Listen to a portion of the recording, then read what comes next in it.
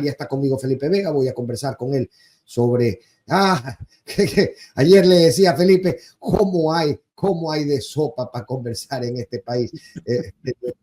Gracias por estar con nosotros, te mando un abrazo gigantesco, fe querido. Todo el cariño, Fernando, no sabes cuánto te he pensado en estos días, no sabes cómo he pensado en ti, en Marcelo Garcés, en el gordo Carlos Jaramillo, en Víctor Arauz, ¿no? En todo el equipo que teníamos en el Ministerio de Gobierno, porque nosotros sí dialogamos, tú te acordarás. 14 provincias, 9 en paro y el resto 5 más anunciando paro. ¿Tú te acuerdas que no nos sentamos en el escritorio hasta 2 semanas después de asumir el ministerio? Pero es que asumimos el viceministerio, claro, no fue el ministerio, era Alfredo Castillo el ministro. Y no nos sentamos, no conocimos el despacho. Dialogando. Lo que no sabe Reinberg, lo que no sabe la ministra, nunca me acuerdo el nombre, yo tengo una capa, Rovira. Es decir, lo que no saben hacer ellos. Y nosotros pudimos hacerlo porque no hay las condiciones. Entonces, cuando allá sí generamos las condiciones de diálogo en el 2005, entonces cuando hablan de diálogo yo me río como para mis adentros y por eso me acordaba mucho de ti, ¿no?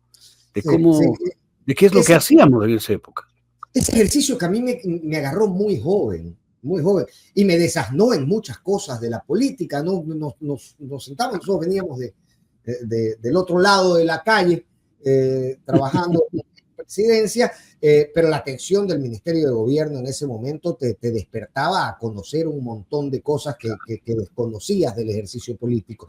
Y una de esas es la necesidad de legitimar a la contraparte, la necesidad de entender que este país se hace de distintas realidades, que aquello que desde mi comodidad podría parecer que no afecta la vida ciudadana, desde otro ángulo y desde otro prisma puede afectar muy duramente la vida de una comunidad. Yo me pregunto, Felipe, y de verdad vengo un tanto bajoneado luego de escuchar al presidente de la República en la entrevista de hoy, porque lo he visto más envalentonado que nunca y me pregunto si a día 31 del paro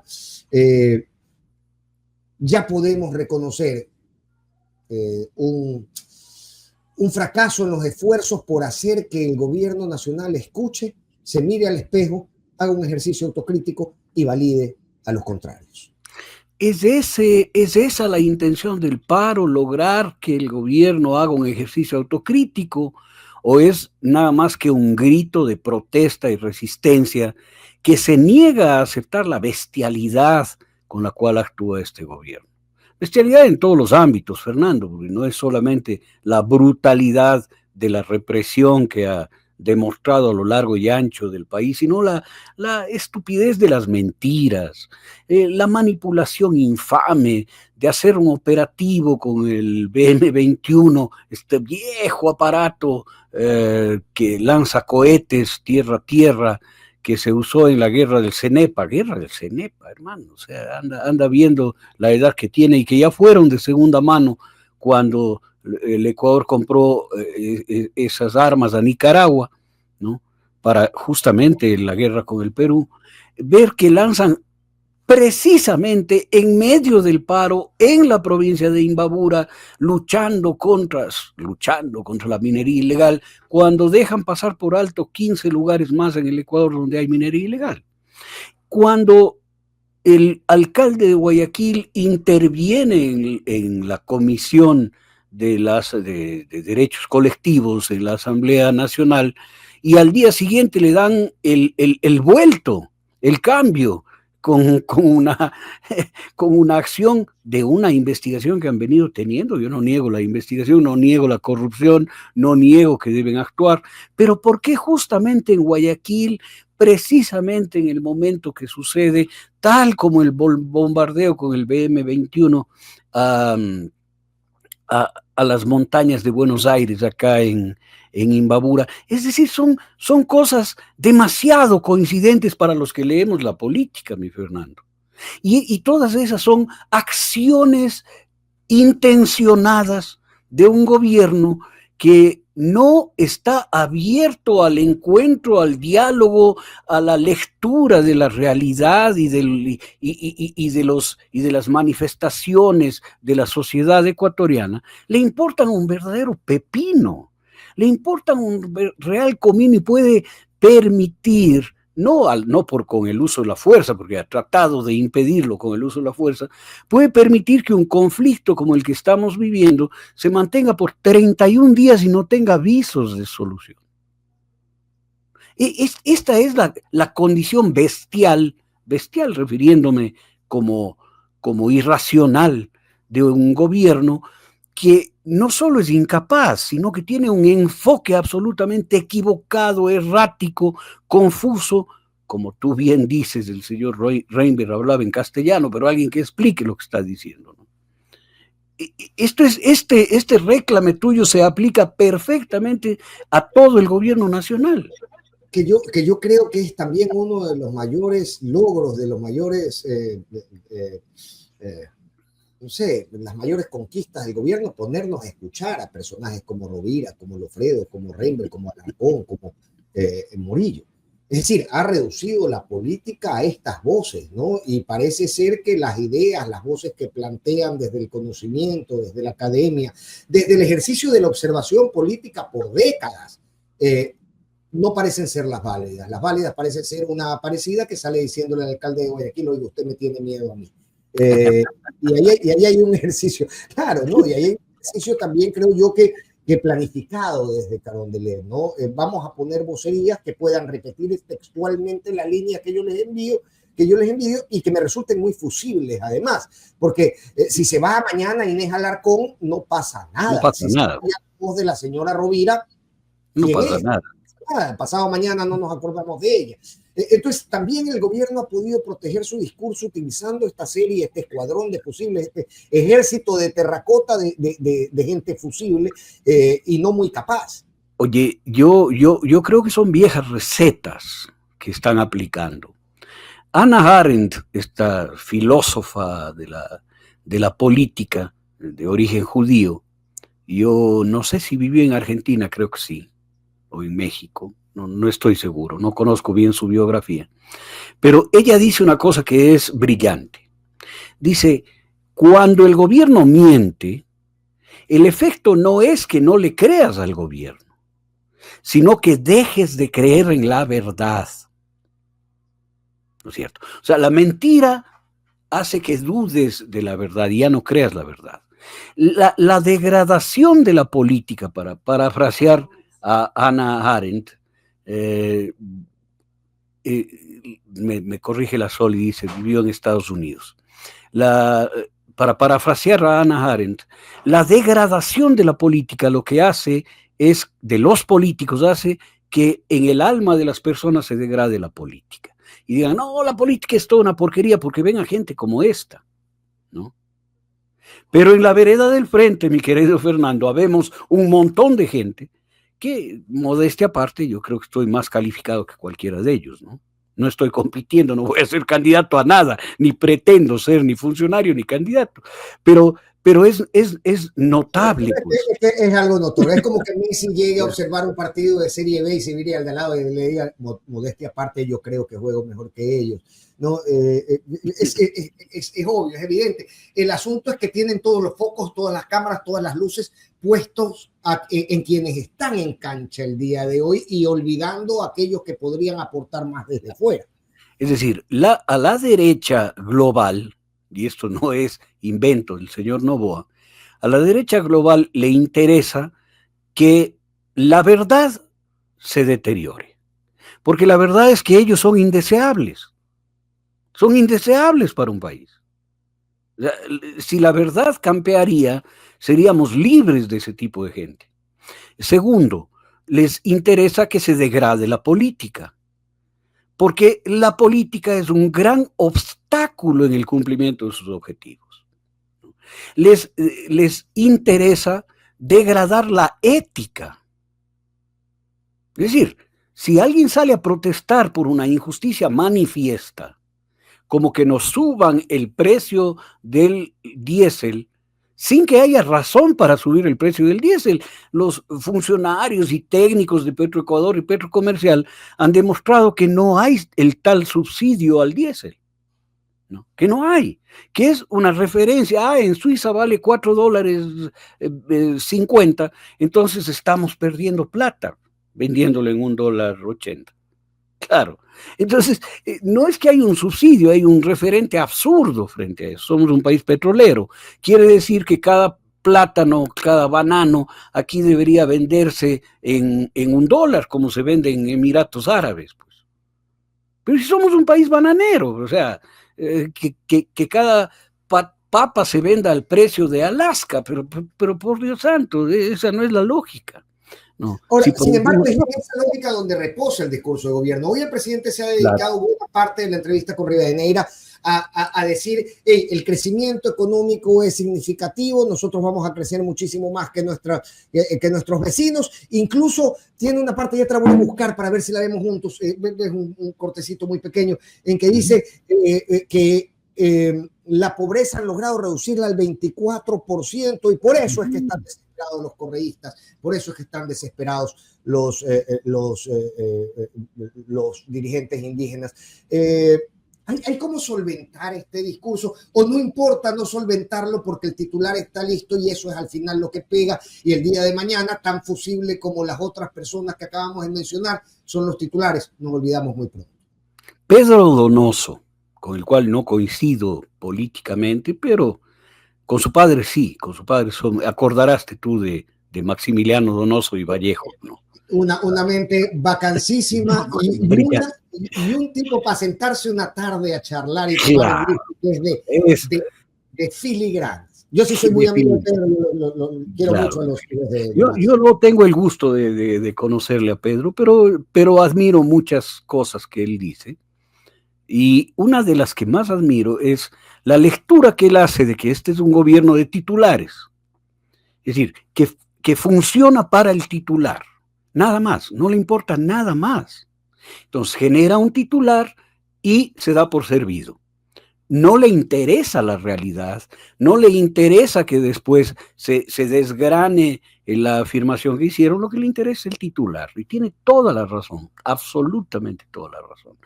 Entonces, este gobierno lo único que busca es eso. Imagínate lo grave que es que, voy a poner un ejemplo un poco simplón, que tú te cases con alguien solo para aparentar, porque es un gobierno de apariencias. Vivas un infierno, te mueras de hambre, pases peleando, pero sales con una sonrisa de oreja a oreja. Eso no es aplicable para una pareja y no es aplicable para un país. Entonces, claro, haces una trampa, tú sabes que en estadística se puede hacer lo que sea, ¿no? La mayor mentira estadística me la decía Alfredo Palacio en algún almuerzo en Carondelet, me decía, Felipe, la mentira estadística es como esta: mi vecino tiene dos carros y yo no tengo ningún carro. Estadísticamente tenemos uno cada uno. Claro.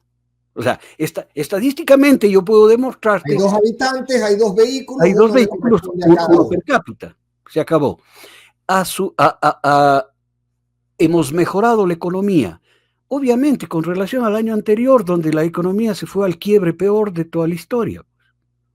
Entonces, si yo no tengo trabajo y ahora tengo una ocupación que me da $100 mensuales, estoy mejor que ayer porque tengo $100. Pero los $100 no me alcanzan para vivir. Y eso puede ser un referente de que ya salí de pobre porque tengo un ingreso. ¿No es cierto? Porque solo miden la pobreza por ingresos. Claro.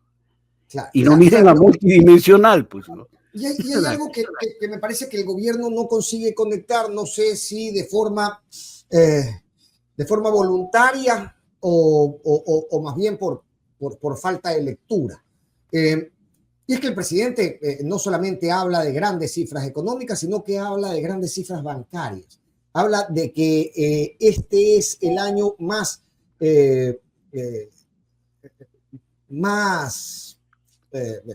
o que mayores ganancias le ha permitido a la banca privada.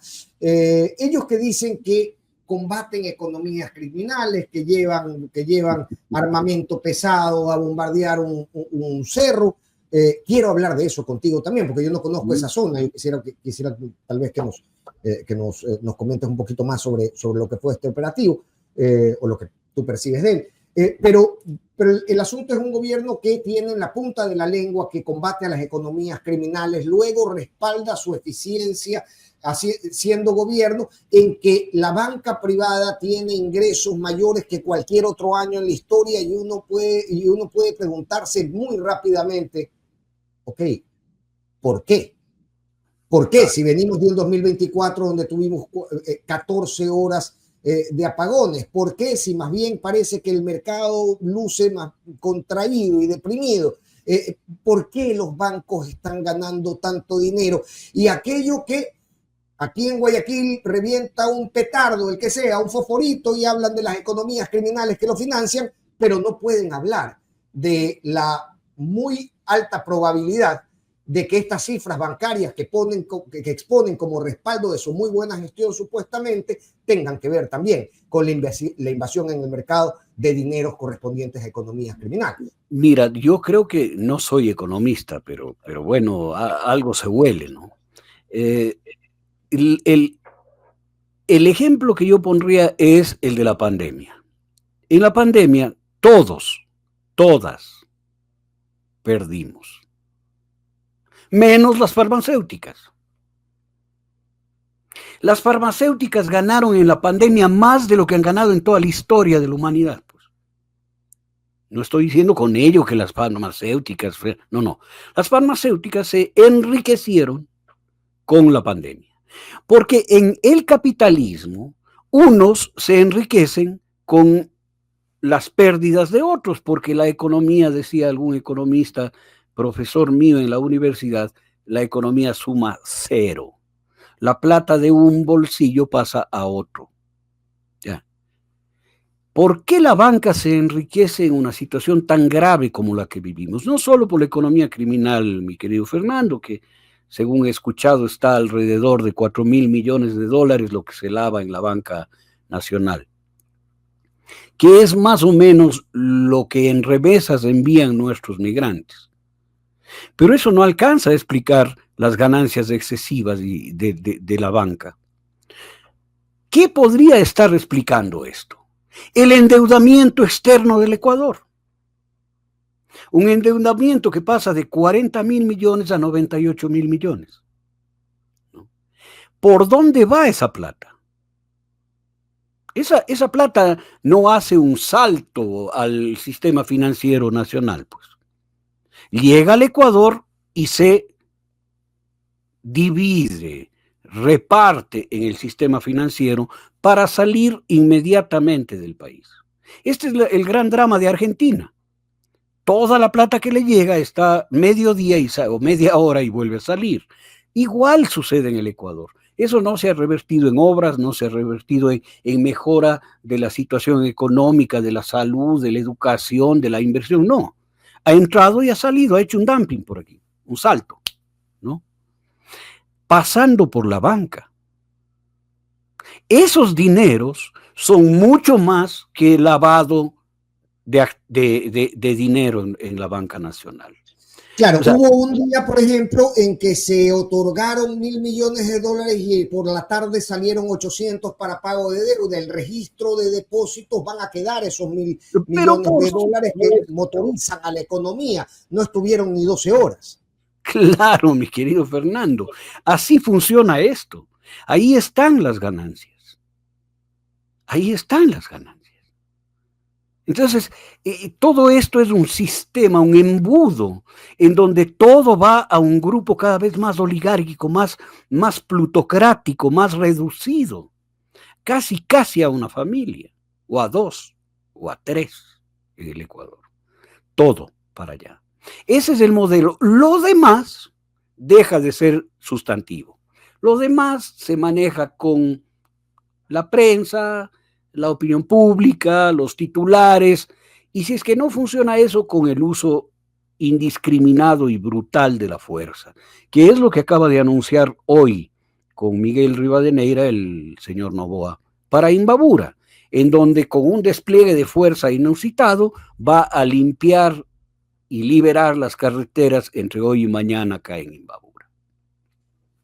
¿Tú crees que va a hacerlo? La responsabilidad será de las comunidades, la responsabilidad será de los manifestantes, anunciaba también John Reimer, olvidando que la responsabilidad sobre este tipo de actos recae sobre ellos.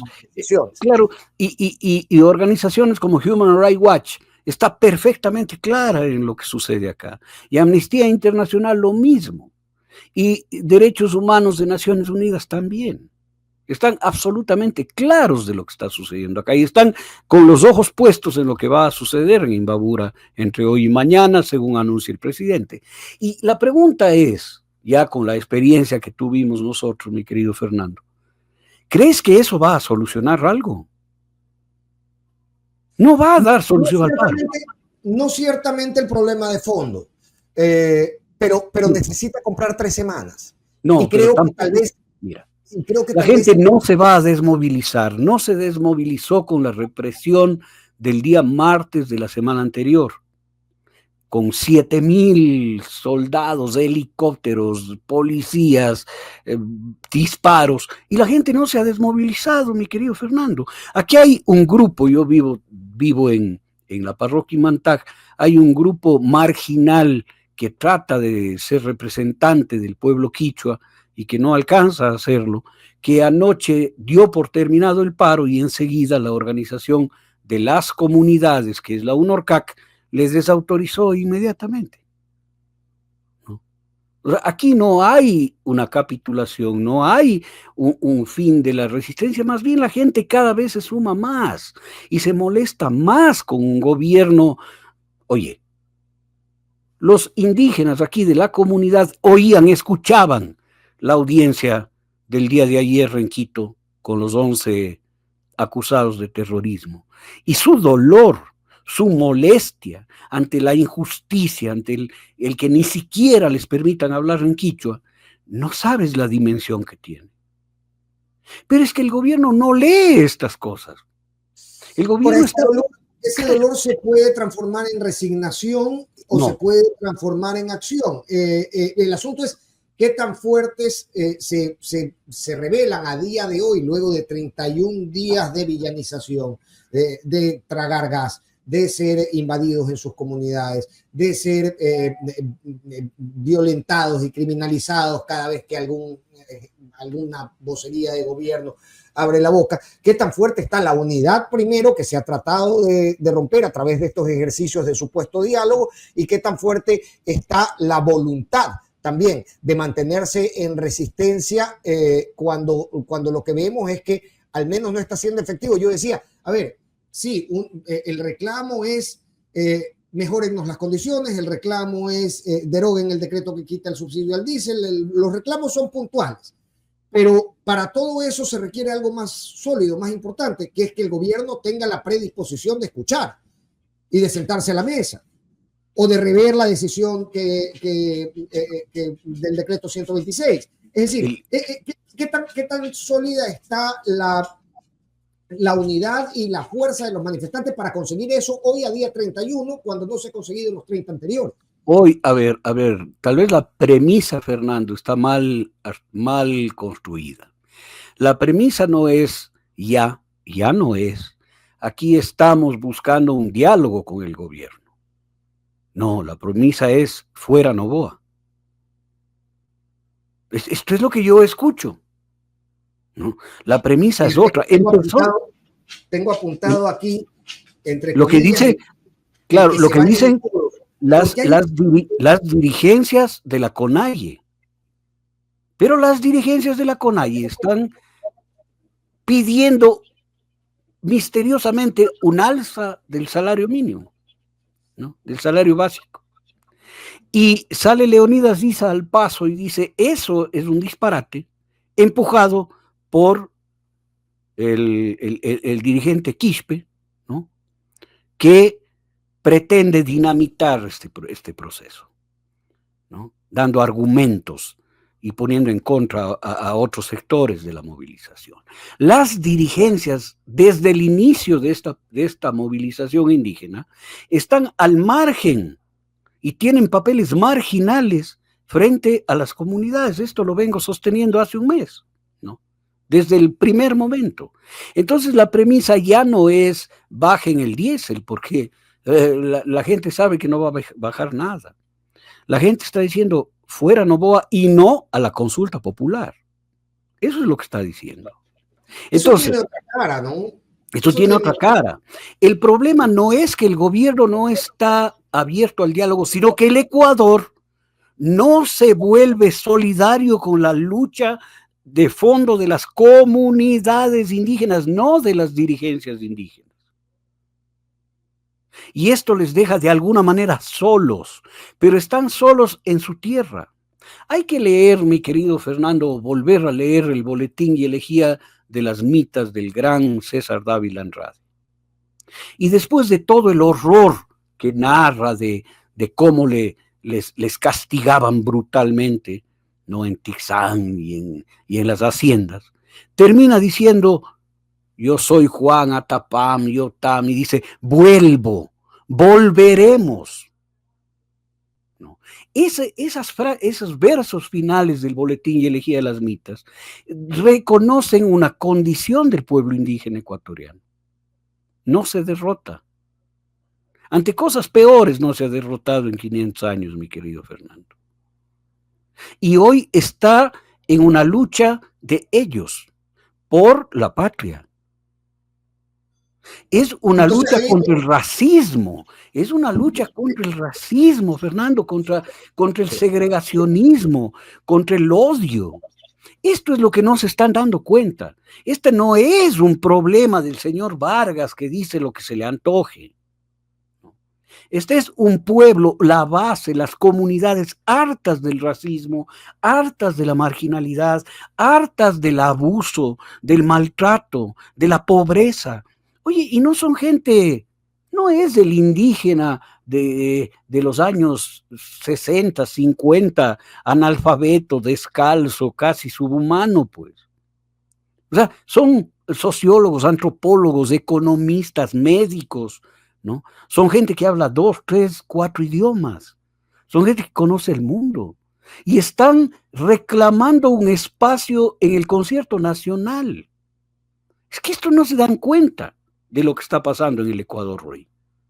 La primera gran sorpresa que tuvo el Ecuador sobre el mundo indígena está en la película ¿Qué tan lejos de Tania Hermida?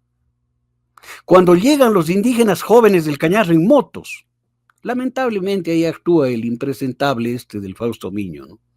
No sé cómo recortarle.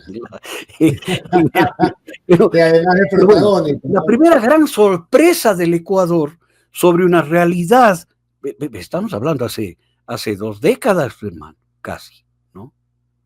O más de 2 décadas, fue mirar aproximadamente, porque Ratas, Ratones y Rateros acaba de cumplir 25 años el año anterior, entonces por ahí tiene que andar qué tan lejos, tal vez un añito después salió qué tan lejos. Está bien. Jóvenes indígenas quichuas en motos, no.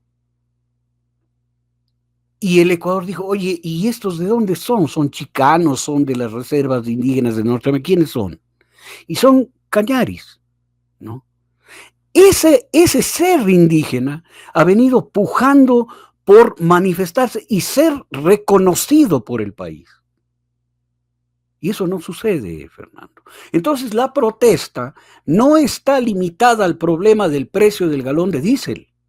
Ya no está limitada a eso, sino a una condición mucho mayor, que no se soluciona así se acabe el paro. Esto va a seguir presionando dentro del país como una realidad no resuelta, que tiene que resolverse. Así que en este próximo proceso electoral va a tener una manifestación muy poderosa, ¿no? Esto nos deja varias lecturas, Felipe. Primero, sobre el rol de las dirigencias, tanto las dirigencias locales, provinciales, que han llegado a este proceso ficto de diálogo con el gobierno, así como las grandes dirigencias nacionales de la CONAIE, como Marlon Vargas, que creo yo ha sido muy poco tinoso, o ha contribuido muy poco a los propósitos que las organizaciones locales han llevado adelante. Y por otro lado, una ausencia escandalosa que tú mencionabas de otros segmentos de la sociedad. ¿Qué hace falta para escuchar? Porque en las últimas semanas hemos visto, y no quiero ofender con esto, pero participaciones algo marginales, si se puede, de estudiantes y de profesores, de médicos y de pacientes, de una voz de las universidades, un tanto tenue todavía, pero no hay nadie del sector industrial que perdió tanto dinero el año anterior con los apagones. No hay nadie que ponga una voz por el muy deprimido en los últimos años sector de la construcción. No existen eso que llamábamos en nuestra época fuerzas vivas, y que vaya que conversábamos con ellos, cámaras, gremios empresariales, gremios profesionales, etcétera, etcétera. Y al parecer, nuevamente, ¿no? Me decías, los dejan solos, pero están solos también porque una sociedad que siente, si se puede, y guardando las distancias, los efectos de la misma decisión que tienen las calles a los movimientos indígenas, a pesar de sentirlos, no los expresa, no los manifiesta, no reclama acción sobre ellos. Correctísimo, Fernando, correctísima tu lectura. Yo creo que estamos asistiendo a algo más complejo, mucho más complejo. Y como analistas tenemos la obligación de mirarlo, ¿no? Como opinadores, o como quieran llamarnos, tenemos la obligación de mirar lo más complejo que estamos viviendo. Estamos terminando una sociedad estructurada sobre, dice David Chávez, sobre un pacto aristocrático, ¿no? Que permitía a la izquierda ciertos avances, que permitía cierta participación indígena.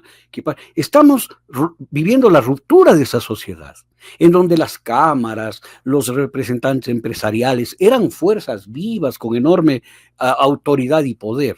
Hemos llegado a una polarización, Fernando, en donde las oligarquías ya no necesitan intermediarios.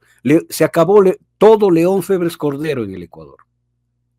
Va directo Noboa, su jefe, ¿no? Directo a la política.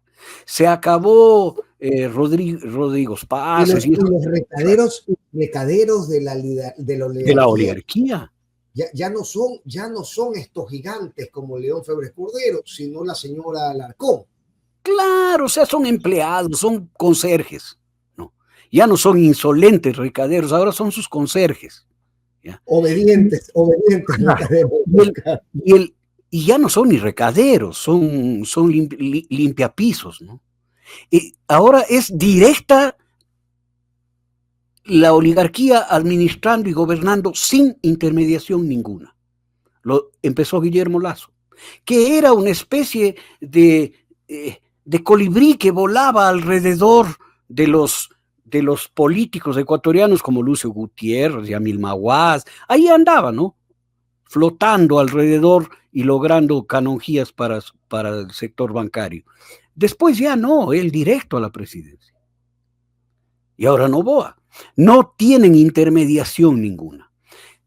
En contraparte, mi querido Fernando, el pueblo llano, la base, los sans-culottes que hicieron la Revolución Francesa, los descamisados argentinos, esa gente, la más pobre, la más preterida, pero con conciencia de sí, se pone sin intermediaciones directamente al frente de las oligarquías que tampoco tienen intermediaciones.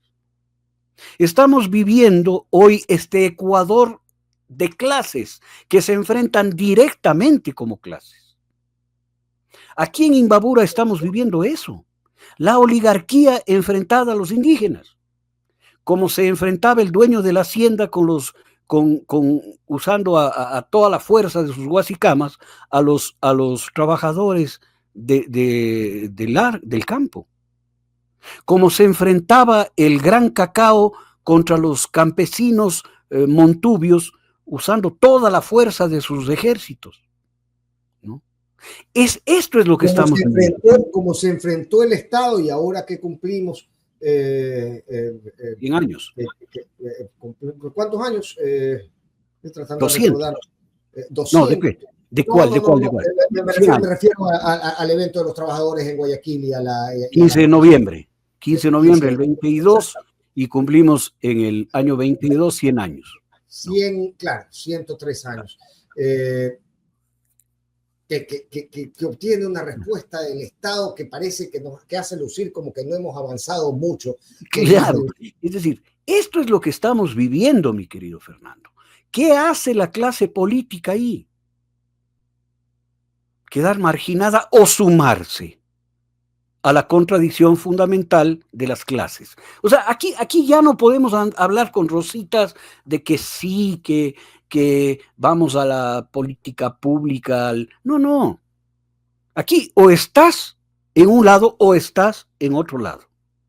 Así es. Pero lo preocupante, a ver, posicionamiento político puede ser que haya habido en cada momento de los contextos nacionales. El problema aquí, y lo realmente grave, es que parece seguir resultando, Felipe. Hemos visto cifras de 2 encuestadoras el día de ayer, que se revelaban el día de ayer. Hay otra de ese dato que circula que yo digamos, es como creerle a diario la hora, o sea, no puedes. Recibe uno con beneficio de inventario, claro. Pero al final, es decir, ellos saben cómo hacer cada lectura, dónde preguntar, qué preguntar, etcétera, para obtener un resultado. Entonces uno tiene que siempre filtrarla, ¿no? Pero más allá de eso, el presidente es una voz política que tiene oídos que lo escuchan. El presidente ha logrado colocar en el imaginario de las poblaciones, principalmente las de clase media y urbanas, que las realidades ajenas, la precariedad ajena se visita como momento instagramiable. Comemos de la olla y luego nos olvidamos de ello. Tenemos la bonita foto para Instagram. El presidente ha propuesto que aquí hay una profunda maldad en aquellos que reclaman por sus derechos, entonces son terroristas, entonces no dejan trabajar, entonces, por Dios, ábranle los negocios a la gente en las ciudades porque estos malvados no los dejan trabajar. Y al parecer, el presidente no solamente que controla cancha y pelota, sino que sigue en el juego y obtiene aún, o al menos hasta hoy, no parecen catastróficas sus caídas en los números.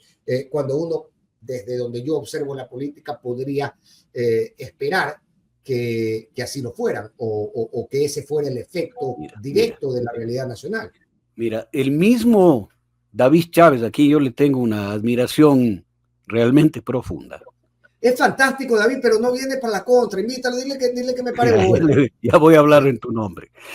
David sostiene que después de cada proceso rebelde de la sociedad, el gobierno tiene un repunte de credibilidad, ¿no? Pero yo le completo la teoría a David de que después de ese repunte de credibilidad, los gobiernos caen y se transforma la política. Mira tú, la revuelta del abril del 2005 de los forajidos, no terminó en la subida de Alfredo Palacio. No, ahí ese fue más bien el repunte, ¿no? Termina en la elección de Rafael Correa y en los 10 años de un proyecto progresista en el Ecuador.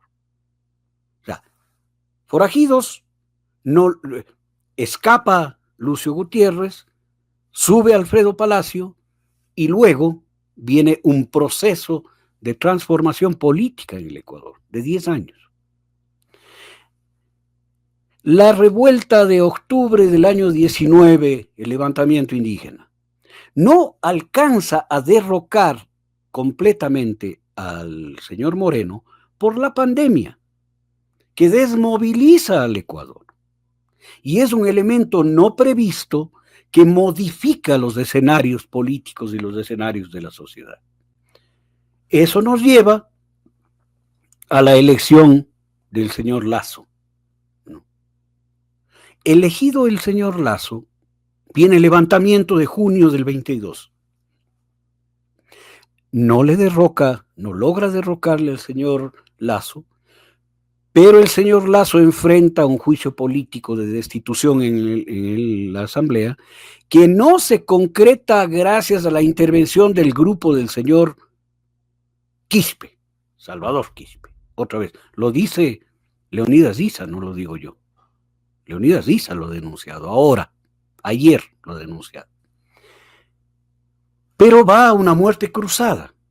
Es decir, esos dos procesos de levantamiento indígena tienen como efecto la caída de un gobierno oligárquico. Hay la entrada de otro gobierno oligárquico a través de una casualidad histórica, que es la muerte violenta del señor Villavicencio y la acusación a la Revolución Ciudadana. Y un segundo mandato de este señor a través de un manifiesto y evidente fraude. Pero es decir, si es que la democracia hubiera jugado con las reglas limpias, otra vez estuviésemos en un proceso de progresista y antioligárquico y anticapitalista en el Ecuador. No estamos en eso, pero viene la rebelión ahora de los pueblos indígenas en Imbabura. ¿En qué va a terminar esto? Es una continuidad de la frustración histórica que viene desde Lenín Moreno hasta ahora y que va a terminar en un gobierno, creo yo, en un gobierno manifiestamente popular y de izquierda. Mira lo que estoy apuntando, Fernando. Porque aquí la confrontación ya es de clase. Aquí no es entre los social cristianos y los demócratas cristianos y los de la izquierda democrática. No, no, no. Es entre el poder oligárquico directo de la familia Noboa y los indígenas. Aquí no hay mediación política. Aquí no hay acuerdo político de las izquierdas con... Eso, porque acabamos de hacer un repaso muy grande y doloroso al final, porque son eventos que nos han dejado durísimas lecciones como país, lo que hemos mencionado. Pero en el 2019 hubo muertos, hubo personas mutiladas con el paro, y pusimos el grito en el cielo. Y decía, ese grito al final se fue apagando, se fue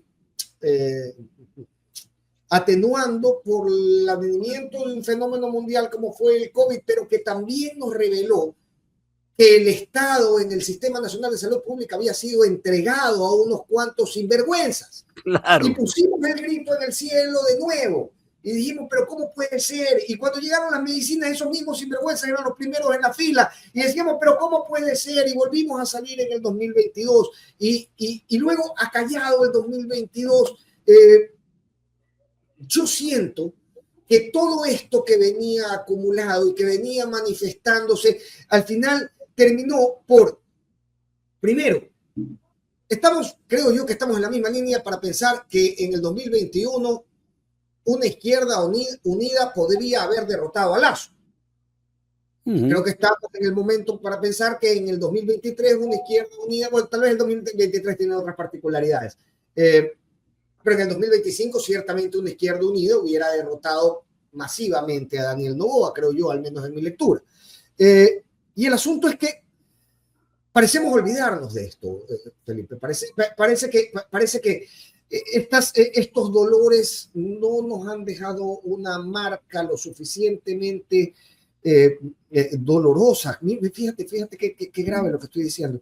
No nos han dejado una marca que nos empuje a replantearnos lo que ha sido el país en manos de estas personas por las que hemos votado y que han llevado adelante agendas escandalosas. Vamos, que un banquero se tome la superintendencia de bancos es algo que debería ser escandaloso. Que claro, un empresario heredero se borre $96 millones de deuda es algo que debería ser escandaloso. Y no estamos escandalizados, Felipe. Vivimos el día a día esperando que no nos bombardeen el negocio y seguimos en esta senda de la que parecemos no tener salida. A ver, mi querido Fernando, diré yo que la dinámica política de los dolores, los sufrimientos y el asco, ¿no?, es una dinámica de las dirigencias. La dinámica de las bases es la dinámica de la esperanza de cambiar las cosas. Mientras las dirigencias se lamen las heridas y se autoacusan y hacen autocrítica y se dan golpes de pecho, la gente construye su esperanza todos los días. Y es hoy en el Ecuador en donde las dirigencias importan un pepino. Un pepino. Es la gente de San Miguel del Común, la gente de Cotacachi, la gente de Otavalo, la gente del Cajas, la gente de Cayambe, la gente de Loja, la gente de Cuenca, que ha salido a defender el agua.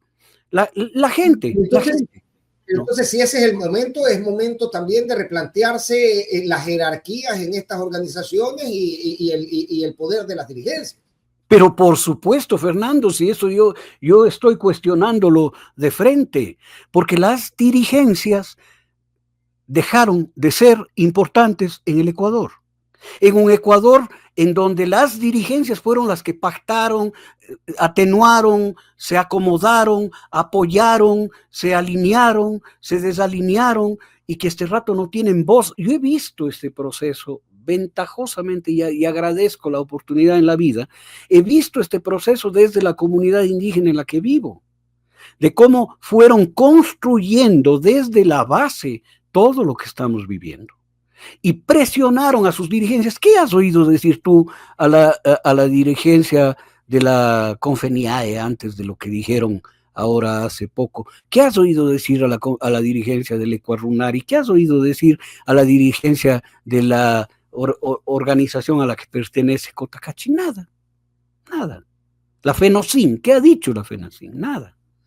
No tienen capacidad. Es decir, un dirigente de la FICI fue a hablar con el ministro y a la salida de la reunión le esperaba a su gente para hacerle justicia indígena, hermano. Para que responda por qué se ha permitido ir por encima de las bases. Es decir, el momento que vive el Ecuador, y esto no sucede solo ahí, sucede en la Revolución Ciudadana, mi querido Fernando. Pero entonces estamos hablando de jerarquías fracturadas en todas las organizaciones que podrían hacer un contrapeso al gobierno. Inútiles. Estamos hablando de dirigencias que no sirven. Yo creo que Leonidas Issa ha entendido eso. Y Leonidas Issa está apertrechado con su comunidad, como debe ser, como un comunero más. Un comunero que tiene vocería nacional e internacional.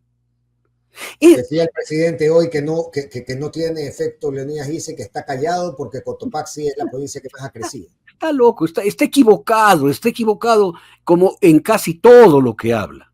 Está equivocado, no entiende, no está leyendo. Sus asesores no leen esto. Siguen creyendo que es un problema dirigencial entre el alcalde de Quito, el alcalde de Guayaquil y el país. Así no es.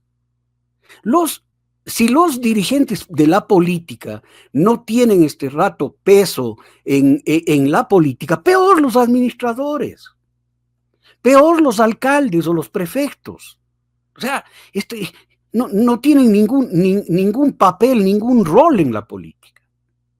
En esto Aquiles se cuida mucho y habla con mucha distancia del tema político, ¿no? No quiero politizar. Está bien, es una buena lectura adecuada. Lo que te estoy diciendo, mi querido Fernando, es que lo que viene para el Ecuador es más o menos, lo que vino para la Rusia en los inicios del siglo XX. ¿No? La confrontación directa entre el pueblo ruso y los zares,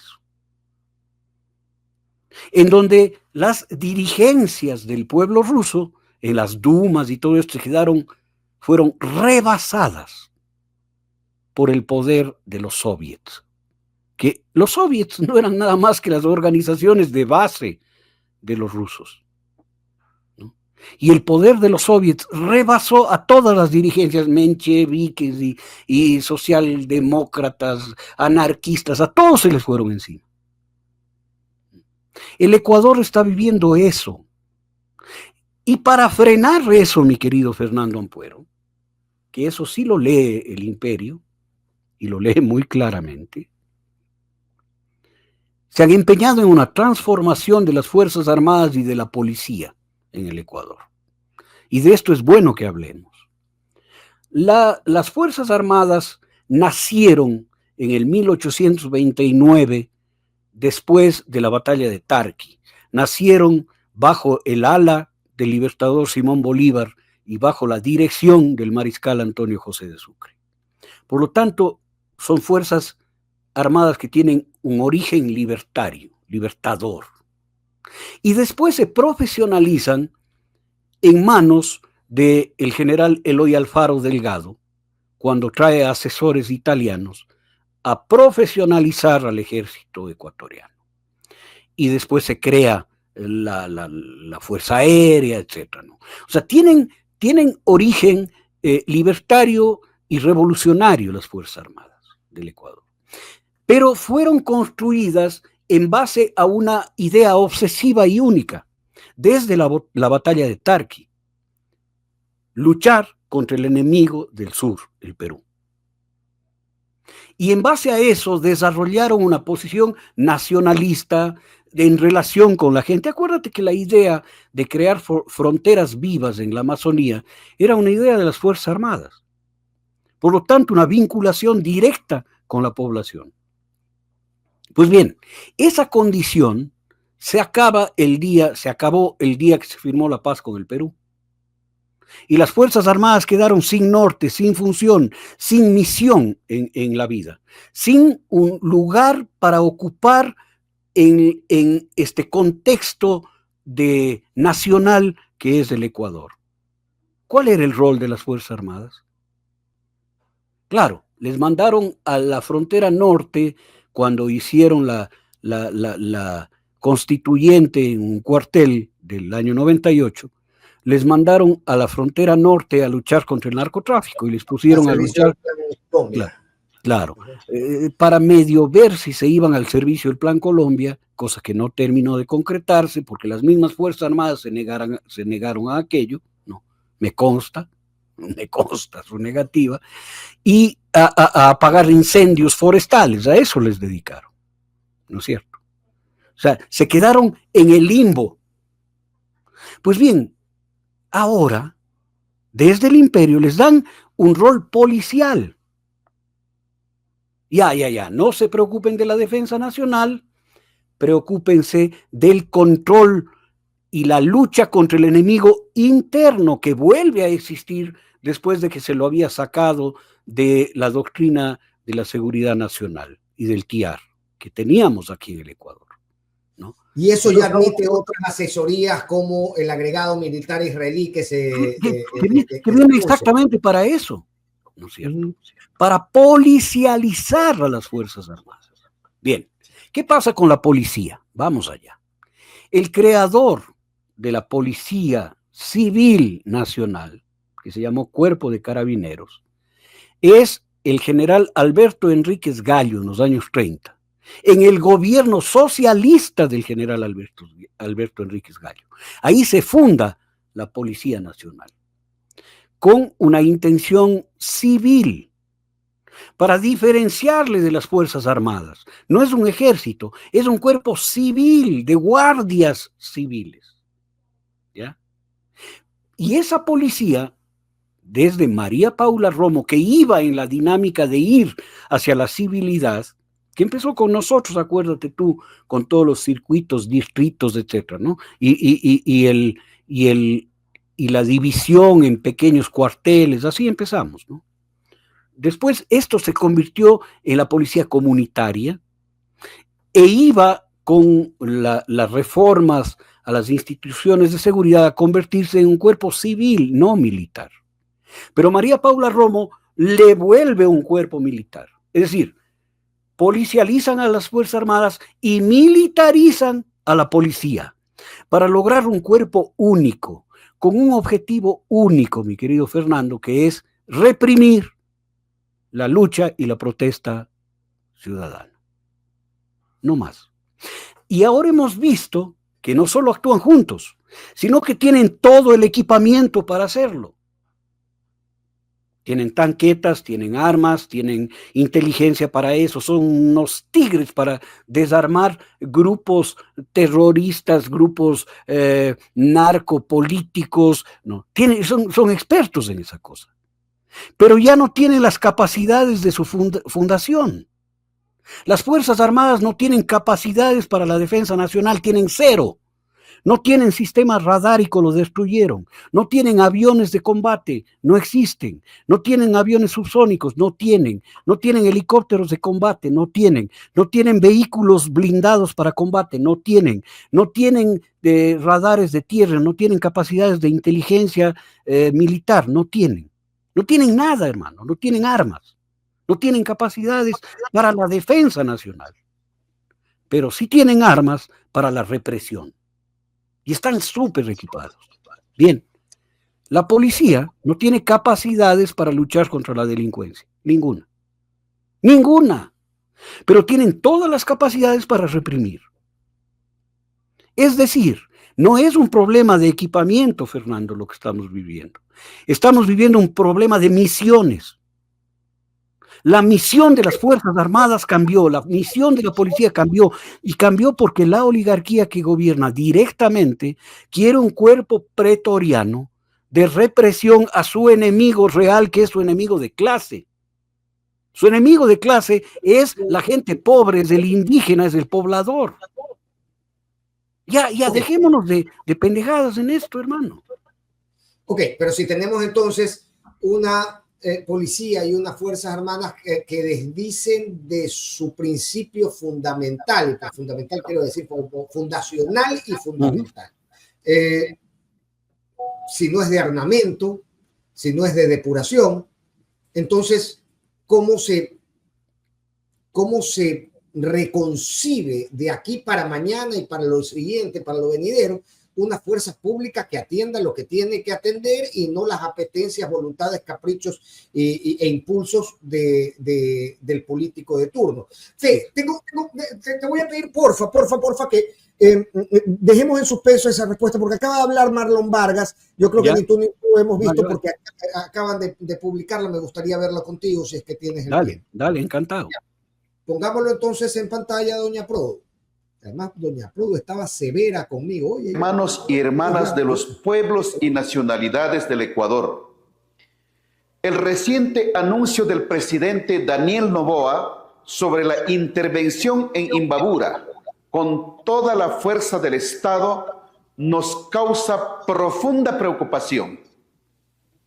En los últimos días hemos sido testigos de la brutal represión ejercida contra nuestros hermanos y hermanas en varias provincias del país. Producto de eso, tenemos 3 muertos, decenas de heridos y comunidades enteras viviendo bajo el miedo y la represión. Este gobierno ha demostrado que la violación de los derechos humanos no representa un límite para sus decisiones. Frente a esta realidad, hemos tomado una decisión difícil, pero necesaria: el cese del paro, despejar las vías y replegarnos a nuestros territorios para proteger la vida de nuestra gente. Llamamos a nuestras bases a replegarse a los territorios y comunidades. La resistencia continúa en asambleas permanentes, en unidad orgánica para preparar la campaña por el no en la consulta popular y el referéndum. En defensa de la Constitución, la democracia y los derechos adquiridos, impulsaremos una campaña ciudadana amplia y participativa, Llamamos a todos los movimientos sociales a sumarse a esta campaña por el no. Exigimos al presidente de la República que corresponda a este gesto de responsabilidad por el país con acciones concretas. 1. Desmilitarizar de inmediato a todos los territorios de nuestras comunidades. 2. Ordenar la liberación de los detenidos durante las manifestaciones. Libertad para los 12 de Otavalo. 3. Brindar atención y reparación a las familias de las víctimas mortales y a los heridos que aún requieren tratamiento médico. 4. No a la criminalización ni persecución a los dirigentes y miembros de la CONAIE. Señor presidente, este paro pudo haberse evitado si hubiera existido diálogo y sensibilidad antes de imponer decisiones que afectan a los más pobres. Si se hubiera administrado con responsabilidad el país, si los enfermos no siguieran muriendo por falta de medicinas y si se escuchara a todos los sectores del Ecuador, hoy tiene una lección que aprender. El poder no se impone, se construye dialogando con el pueblo. Hoy más que nunca reafirmamos que la fuerza del movimiento indígena está en su unidad y cohesión. No podrán dividirnos ni debilitarnos. Seguiremos juntos con un corazón y una sola voz, defendiendo al Ecuador y a nuestros pueblos. Me gustaría entender. Bla, bla, bla, bla, bla, bla, bla, bla, bla, para justificar una sola cosa. Las dirigencias, lo que estaba diciendo. Que aprender y yo estoy dispuesto a enseñártela yéndome a mi casa. Claro, o sea, las dirigencias otra vez se ponen en contra de sus bases. Otra vez. Mira, estamos hablando exactamente de que en este movimiento de 31 días las bases han rebasado a las dirigencias y ahora sale el dirigente máximo a decir, no, ya vayamos a la casa porque nos da miedo. La gente de aquí no tiene miedo, Fernando. Ya les han matado, ya les han reprimido, ya les han cogido presos. No, ellos no están movidos por el miedo. Están movidos por el derecho a ser reconocidos como personas. Están movidos por el derecho a que se acabe el racismo en el Ecuador. Están movidos por la voluntad de transformación de este país. Y aquí sale un dirigente, oye... Pero están huérfanos. Pero claro. Están huérfanos. Están acéfalos de guía. Claro. Es decir, aquí salen utilizados. Oye, las amenazas de Noboa no son nuevas. Ha venido amenazando desde el día 1 de la movilización. Como para ahora salir a hacer una fanfarronada y después correr con el rabo entre las piernas.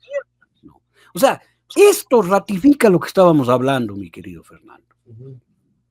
Mira, yo quisiera que se acabe el paro. Yo soy víctima colateral de no poder haber salido 31 días a comprar nada. Ya no tengo comida en la casa. No tengo gas. Pero aquí tengo que poner en una balanza mi bienestar personal y la intencionalidad de transformación global del país. ¿No? ¿Tú crees que los detenidos déjenles en libertad? Pueden dejarles en libertad. Pero los procesos van a continuar. Y estos 11 muchachos de aquí, de Otavalo, van a ser condenados a 30 años injustamente por unos actos disque terroristas, cuando está demostrándose que el terrorismo viene de la familia del señor presidente, pues. O de no que expliquen qué hacía el carro en la casa del hombre que pone bombas. ¿No? Hay ya una explicación, Felipe. Lo que ha dicho hoy el abogado de la familia Noboa o de Industrial Molinera es que la empleada de limpieza tenía que regresar a su casa, entonces la regresaron en un Porsche Cayenne Que son cosas que, digamos, las grandes empresas como Industrial Molinera suelen hacer con sus empleados, claro. O sea, tienen un están... Porsche Cayena para que la empleada de limpieza vaya a su casa. O sea, ¿qué nos creen idiotas, hermano? Eso para los que van a Trinitaria, que las calles están dañadas. Si te vas en autopista para Durán, ya puedes ir en un convertible o algo. Digamos, o sea, claro. En un Porsche Broster, ¿no? Sí, o sea, hermano querido, te prometo que estamos reviviendo lo mismo que sucedió en el 19, lo mismo que sucedió en el 22. Y ahora yo voy a ir después de esto a la asamblea de la comunidad a escuchar qué dice, ¿no? Yo no hablo, porque las asambleas, procuro no hablar en este tipo de asambleas, porque no quiero interferir en la voluntad del pueblo indígena que vive acá. No quiero interferir de ninguna manera. Voy a escuchar, a ver qué opinan de la intervención del señor Vargas. Ahora, no es que Vargas se levanta y dice, fíjate que anoche estaba programada esta rueda de prensa. Anoche se nos dijo que iba a hablar a las 8 de la noche, se anunció, en los chats de prensa lo avisaron, esperamos más o menos hasta 9:30 de la noche, cuando nos dijeron, oiga, la rueda de prensa se pospone por ciertos motivos, mañana o comunicaremos cuando se haga, se acaba de hacer en este momento, pero no es que Vargas se levantó y dijo, ok, se suspende el paro. Acá hay un proceso de discusión también con los... Claro, el Consejo de Gobierno, pero vamos viendo. Por más discursos que tengan, la señora vicepresidenta de la CONAIE fue empleada de este gobierno hasta hace 3 meses. Denunciaron en una asamblea acá en Imantaj, que el señor presidente, si no me equivoco, de la Ecuarunari, es esposo de la asambleísta de Chimborazo que traicionó y que vota ahora con ADN. Fíjate sus 2 votos. Denunciaron también al presidente de la me olvidé el nombre de la otra organización que es parte del Consejo de Gobierno de la CONAIE, que de la FENOCIN, que el presidente de la FENOCIN es una persona absolutamente entregada al gobierno. Los denunciaron aquí. Entonces, 3 de los votos del Consejo de Gobierno son del gobierno, pues. Pero, Fernando, nosotros que tenemos experiencia en los temas parlamentarios, siendo ministro de gobierno y no teniendo ni un solo asambleísta, un solo diputado a favor del gobierno, sabíamos cómo se contaban los votos y quién podía hacerlo, pues. ¿No te parece? Entonces aquí es cuestión de contar los votos también.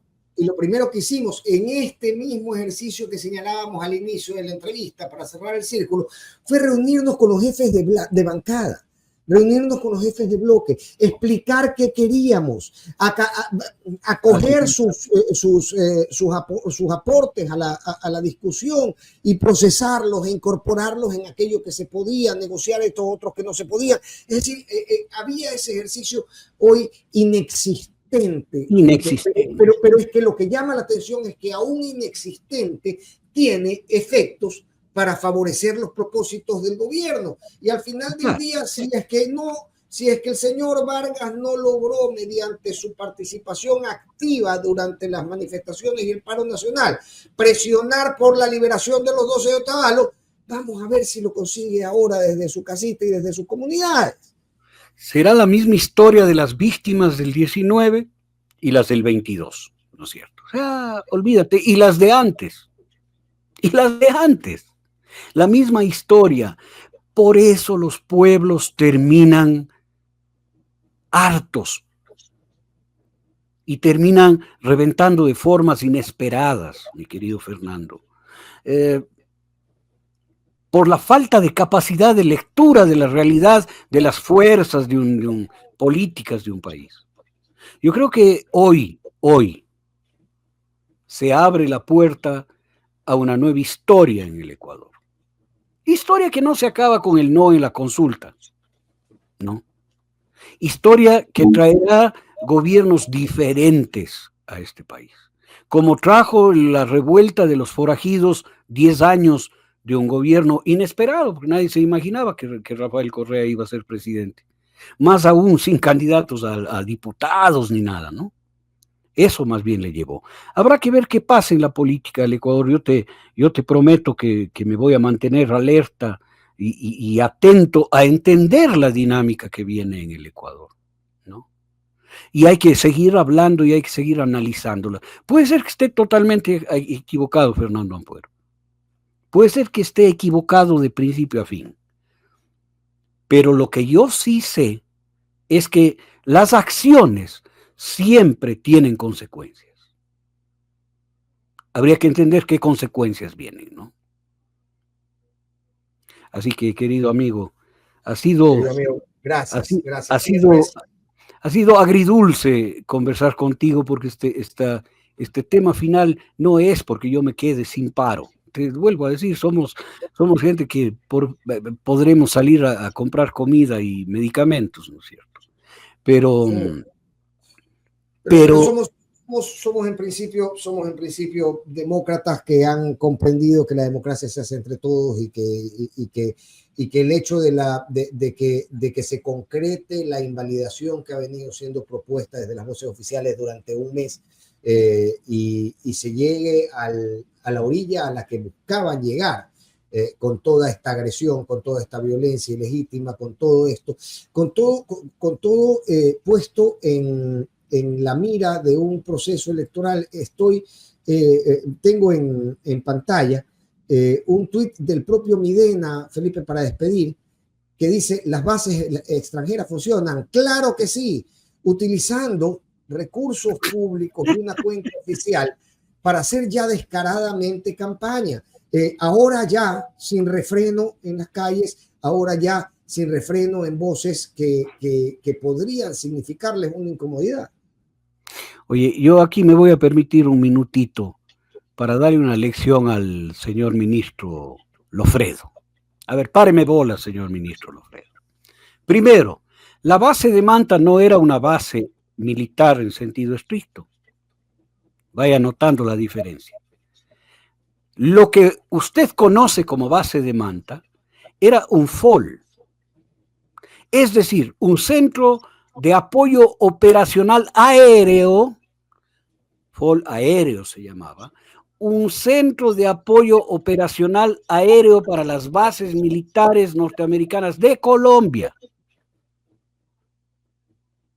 Entonces, era un lugar que tenía una pista, se aprovechaba la pista de la base aérea de Manta, la torre de control, y que tenía algunos equipos electrónicos y apoyo logístico para los aviones, detectores especialmente de las bases norteamericanas de Colombia y de Panamá, que se reabastecían y que podían ser guiadas, apoyadas en operaciones marítimas en el área económica exclusiva y área internacional para la interdicción de embarcaciones que podían estar llevando drogas hacia los Estados Unidos.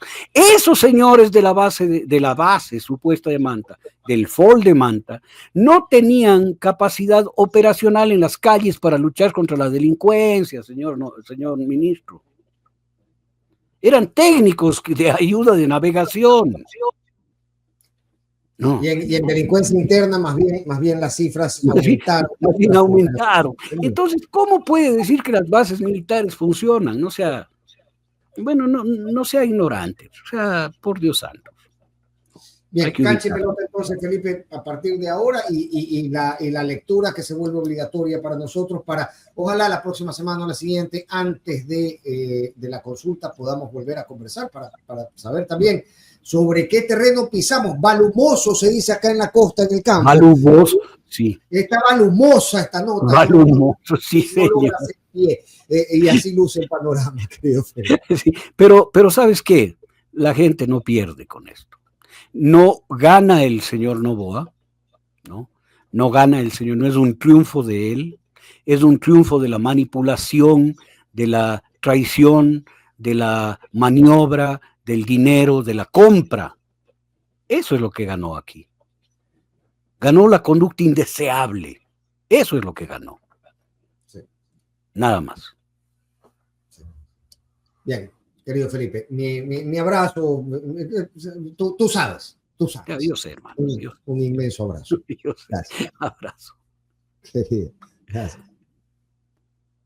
Nuestro querido amigo Felipe Vega de la Cuadra, exministro de Gobierno, ex viceministro de Defensa y fino analista de la realidad nacional.